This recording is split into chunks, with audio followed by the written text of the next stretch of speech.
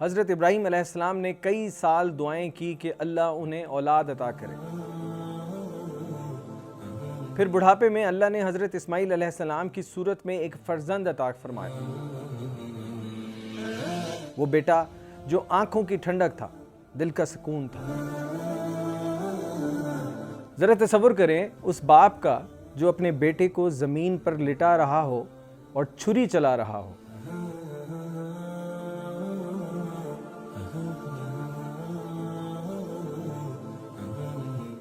کہتے ہیں کہ محبت کی سب سے اعلیٰ مثال وہ ہوتی ہے جو انسان اپنے رب سے کرتا ہے، اور اگر اس محبت میں قربانی شامل ہو جائے تو وہ عشق حقیقی بن جاتا ہے۔ عید الاضحیٰ اس عشق کی یاد ہے جس میں ایک باپ نے اللہ کے حکم پر اپنے جگر کے ٹکڑے کو قربان کرنے کا ارادہ کیا۔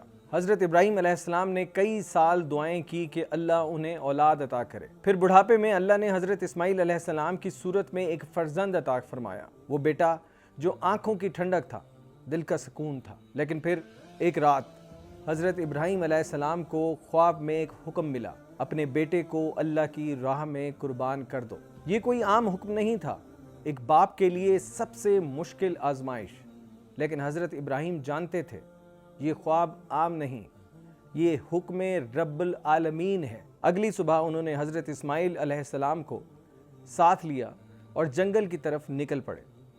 راستے میں شیطان نے بار بار روکنے کی کوشش کی، باپ اور بیٹے کے دلوں میں شک ڈالنے کی کوشش کی، مگر انہوں نے شیطان کو کنکریاں مار کر بھگا دیا۔ پھر وہ لمحہ آیا جب حضرت ابراہیم نے اپنے بیٹے سے کہا، بیٹا میں خواب میں دیکھتا ہوں کہ میں تمہیں ذبح کر رہا ہوں، تمہاری کیا رائے ہے؟